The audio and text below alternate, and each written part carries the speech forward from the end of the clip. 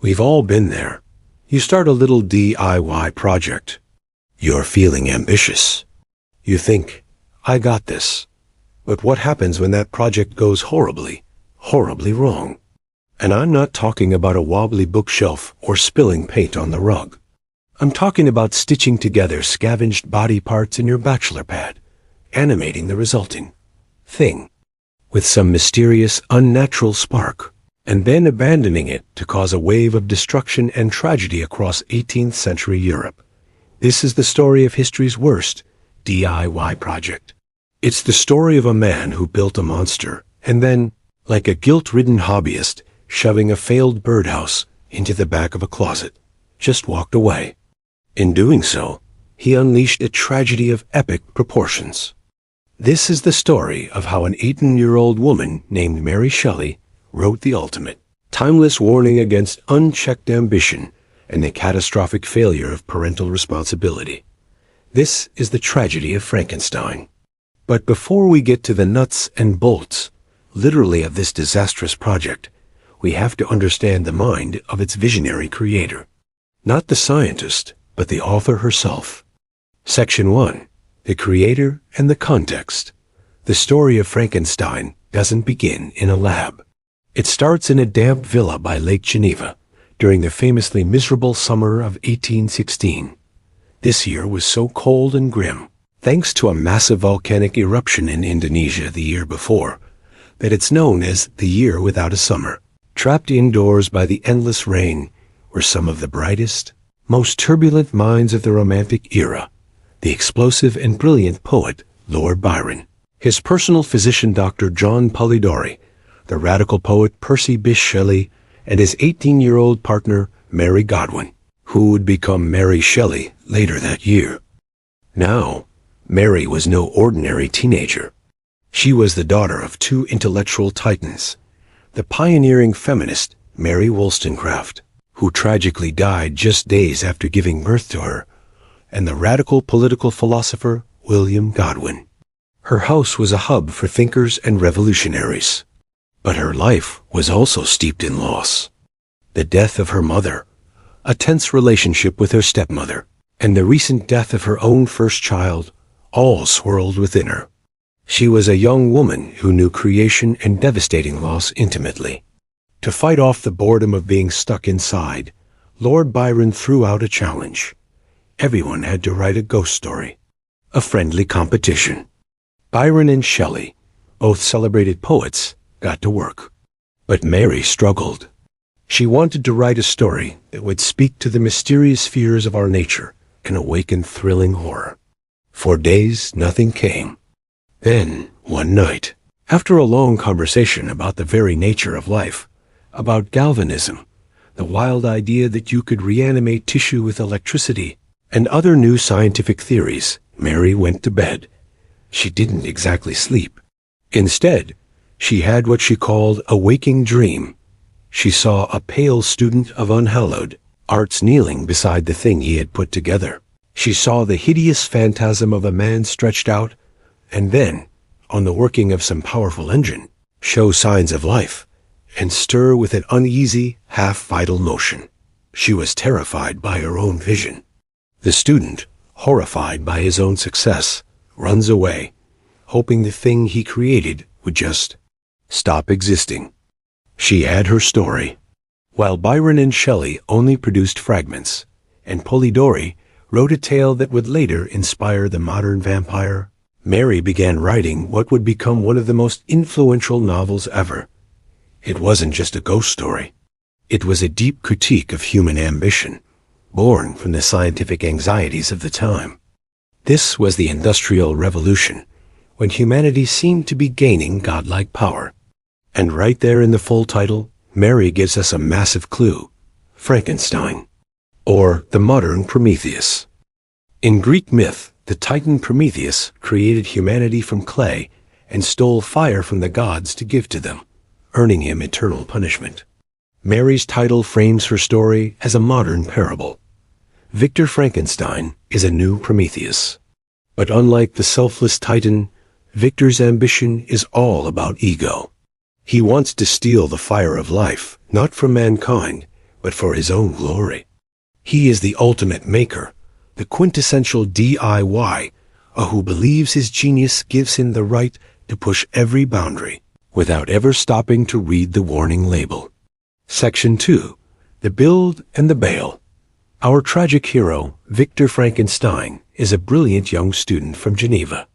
Absolutely consumed by ambition, he enrolls at the University of Ingolstadt and blows through his studies in chemistry and other modern sciences. But that's not enough. He becomes obsessed with the ultimate challenge, discovering the secret to life itself. He says none but those who have experienced them can conceive of the enticements of science. This isn't curiosity. It's a fever. He wants to pioneer a new way, explore unknown powers, and unfold to the world the deepest mysteries of creation. For 2 years, Victor goes full hermit. He cuts off contact with his family, his friends, even his fiancée Elizabeth. He becomes gaunt and wild-eyed, his health failing, his mind locked on this one goal. This is the first sign of his own monstrosity. His ambition cuts him off from the very humanity he wants to impress. He describes his work in grim detail, haunting charnel houses, dissecting rooms, and slaughterhouses to collect his materials. This isn't a clean, sterile process. It's a grotesque assembly in the filth of his workshop. He is building his creation on a massive scale 8 feet tall and selecting features he thinks are beautiful on their own. His limbs were in proportion, Victor recalls, and I had selected his features as beautiful. Beautiful, great God. Then the night arrives. On a dreary night of November, he prepares to flip the switch. With a spark, a jolt, a flash of unnatural light, the project is complete. The creature's eye opens. It breathes. It stirs. Victor's DIY project is alive. And in that exact moment, his dream of glory curdles into a nightmare. The reality of what he's done crashes down on him. The skin he chose so carefully scarcely covered the work of muscles and arteries beneath. His hair was lustrous, and his teeth were pearly white. But these luxuriances only created a more horrid contrast with his watery eyes and shriveled complexion. The being he'd spent 2 years creating wasn't a triumph of science. It was a grotesque mockery of a man. So what does our brilliant creator do? Take responsibility? Try to teach or care for this newborn, being he just forced into the world? Nope. He does what any cowardly project manager does when faced with catastrophic failure. He bails. Filled with horror and disgust, Victor flees his apartment. He just runs out into the night, abandoning his creation on the slab. When he comes back later, the creature is gone. And Victor's reaction isn't concern. It's relief. He's overjoyed that his problem has just walked away.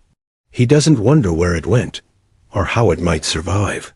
He just tries to forget, falling into a nervous fever that lasts for months, a physical sign of his guilt and terror. And that is the novel's real crime. It's not the act of creation, but the act of abandonment. Victor Frankenstein isn't a mad scientist. He's a negligent father. The tragedy of Frankenstein isn't that a monster was made, but that he was abandoned. Section 3. The Fallout. While Victor tries to forget his failed project, the project is having a very different experience. The creature, this 8-foot-tall newborn, stumbles out into the world completely alone. He's a blank slate. He feels cold, hunger, and fear, but understands nothing. His first encounters with people are brutal. Villagers scream and throw stones at him, driving him into the wilderness. He learns his first lesson. In their eyes, he is a monster. This is where Mary Shelley's genius really kicks in. We expect a rampaging beast, but instead, we get a deeply philosophical and heartbreaking story of a developing mind. The creature finds refuge in a small hovel attached to a cottage, home to a family called the De Lacys. Through a crack in the wall, he watches them for months. He learns about family, love, and kindness from the tender interactions between the blind old father, and his adult children, Felix and Agatha. He is moved to tears by their music and affection. This monster is no brute. He's an autodidact, a self-taught prodigy. He learns to speak and read by observing the family. He finds a satchel of books, including Milton's Paradise Lost, and through them, he learns about human history, virtue, and vice. He's in awe of humanity's goodness, but horrified by its cruelty. From Paradise Lost, he draws a powerful, painful parallel. He sees himself as Adam, the first man, but also as Satan, an outcast, a fallen angel rejected by his creator. He says, "I ought to be thy Adam, but I am rather the fallen angel." During this time, he also finds his creator's journal in a coat pocket he took from the lab. He reads the detailed, revulsion-filled account of his own creation. He finally understands. He's a manufactured thing, a source of disgust to the very God who made him. The agony of this knowledge is absolute. Yet, he still clings to a sliver of hope. He thinks if he can just talk to the old man, who is blind, maybe he can be seen for who he is. The conversation that follows is one of the most moving parts of the novel. The old man is kind and listens to the creature's story of loneliness. For a fleeting moment, the creature feels accepted. But then the children return. Felix, seeing this grotesque figure near his father, reacts with terror and violence. And in that moment, all hope dies. The creature's education is complete. He has learned of love only to be denied it. His benevolence sours into a burning rage. "I was benevolent and good," he later tells Victor. "Misery made me a fiend. Make me happy, and I shall again be virtuous." Humankind has declared war on him, so he declares war back specifically on his creator. The fallout from Victor's abandoned project is about to begin in earnest. The first victim is Victor's youngest brother, William. The creature finds the boy in the woods and thinks a child might be too young to have learned prejudice. He's wrong. The boy screams, calling him a monster. When William reveals he's a Frankenstein, the creature, in a fit of rage at the name, strangles him. To cover his tracks, he plants a locket on a sleeping young woman nearby, Justine Moritz, a beloved servant of the Frankenstein family. Victor returns home to the news, sees his creation in the distance, and knows instantly who did it. But does he speak up to save the innocent Justine? No, he stays silent, paralyzed by shame and fear. He lets an innocent woman be executed for a crime his creation committed. The body count of Victor's failed project is rising, and his silence makes him a direct accomplice. The monster may have done the deed, but Victor's cowardice pulled the trigger. Section 4. The Confrontation and the Thesis. Racked with guilt, Victor retreats to the mountains. But there's no escape. On the icy expanse of the Mer de Glace, a glacier high in the Alps, he comes face to face with his creation. This is the philosophical heart of the entire novel. The creature confronts him not as a beast, but as an articulate, intelligent, and deeply wounded being. He is a plaintiff, and Victor is on trial. His opening words are a powerful indictment. "All men hate the wretched. How then must I be hated, who am miserable beyond all living things? Yet you, my creator, detest and spurn me." He then eloquently recounts his story, his confusing birth, his education in the hovel, his yearning for love, and the brutal rejection that turned his heart to gall. He makes it clear his evil isn't innate. It's a product of his suffering. "I was benevolent," he pleads. "My soul glowed with love and humanity. But am I not alone? Miserably alone?" And this is where we get to the absolute heart of it all. The tragedy isn't about a monster running amok. It's about a creator who failed his creation. The creature's rage is a direct result of Victor's negligence. Having made his case, the creature makes his demand. And it's shockingly reasonable. He asks Victor to fix his mistake by doing it again, but this time, getting it right. He demands a companion. "You must create a female for me. He insists. He promises that if Victor grants him this, he and his companion will vanish into the wilds of South America, never to trouble humanity again. It's a powerful argument. For the first time, Victor feels a flicker of the duties of a creator towards his creature. He reluctantly, agonizingly agrees. This is his one chance at redemption. He travels to a remote island in the Orkneys to start his second DIY project. But his old fears return, mixed with new ones. What if this new creature is even more evil? What if they hate each other? Or worse, what if they breed a race of devils? As he works, he looks up and sees the creature watching through the window, a grin of expectation on his face. In a climactic fit of moral panic, Victor makes his final, fatal decision. He tears the half-finished female creature to pieces. This is the point of no return. He has broken his promise. The creature, seeing his last hope for happiness destroyed, lets out a howl of devilish despair and revenge and delivers his iconic threat. It is well. I go, but remember, I shall be with you on your wedding night. Victor has sealed his own doom. He had a chance to clean up his mess, and he failed. Now, the consequences will be absolute. Section 5. The Legacy.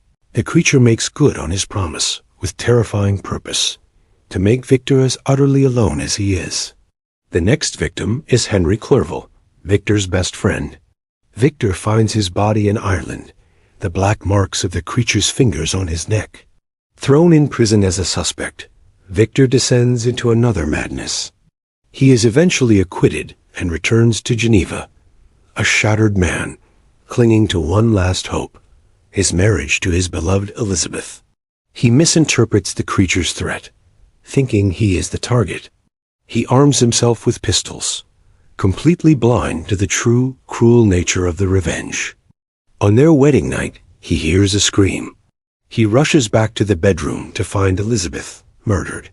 The creature never intended to kill Victor. He intended to destroy his soul by taking everyone he loved, leaving him in a perfect mirror of the creature's own lonely existence. This final loss breaks Victor completely. His father dies of a broken heart upon hearing the news. Now, Victor Frankenstein is truly alone. His ambition has cost him everything. His life finds a new, dark purpose. The obsessive need to create life is replaced by an obsessive need to destroy it. The final section of the novel is a relentless chase across the globe, from the Mediterranean to the frozen wastelands of the Arctic. It's on this icy frontier that Victor, near death, is rescued by the explorer Robert Walton, whose letters frame the story. It is to Walton that a dying Victor tells his horrific tale. But even at the very end, he doesn't get it. He sees himself as a tragic hero whose noble ambitions were foiled. He never fully grasps that the demon was of his own making. After telling his story, Victor Frankenstein dies. Shortly after, Walton finds the creature in the cabin, weeping over Victor's body. In a final, powerful speech, the monster expresses his own agony and remorse. Unlike Victor, he feels guilt for his horrific deeds. With his creator gone, his own purpose is extinguished. He tells Walton he will travel to the northernmost point of the globe and burn himself on a funeral pyre, finally ending his miserable life. He then leaps from the ship onto an ice raft and is lost in darkness and distance. And so, history's worst DIY project ends. But the story itself was just beginning. Mary Shelley's novel has become a modern myth. The name Frankenstein itself is now shorthand for creations that turn on their creators. We talk about frankenfoods, and we use the story to frame our anxieties about AI, cloning, and any science that seems to play God. And let's clear one thing up. The monster's name is not Frankenstein. That's the scientist. The creature is never given a name. He's just creature, fiend, or wretch. That namelessness is key to his tragedy. The iconic image we all have, green skin, flat head, bolts in the neck, comes from Boris Karloff's sympathetic portrayal in the 1931 film, not the book. Shelley's creature was grotesque, but also intelligent, articulate, and tragically human. In the end, Frankenstein is the ultimate cautionary tale. It's the story of a DIY project of the soul. Victor Frankenstein had all the parts and all the ambition, but he lacked the one essential component, a conscience. He failed to understand the most fundamental rule of creation, one that applies to parents, scientists, and anyone who brings something new into the world. If you build it, you are responsible for it. Victor's failure to learn that lesson turned his masterpiece into a monster, and his dream of glory into a legacy of horror that still haunts us today. The questions Mary Shelley raised over 200 years ago are incredibly relevant today, especially as we stand on the cusp of creating true artificial intelligence. So who do you think was the real monster? Victor for his negligence, or the creature for his revenge? Let me know your thoughts in the comments. Conclusion: thanks for sticking with me through this deep dive into one of literature's greatest tragedies. If you enjoyed this analysis, please consider liking and subscribing for more explorations of the stories that shape our world. The tale of Frankenstein is a powerful reminder that the worst horrors often come not from monsters, but from human ambition without responsibility. It is a timeless warning that the most dangerous thing you can ever create is a problem you refuse to solve.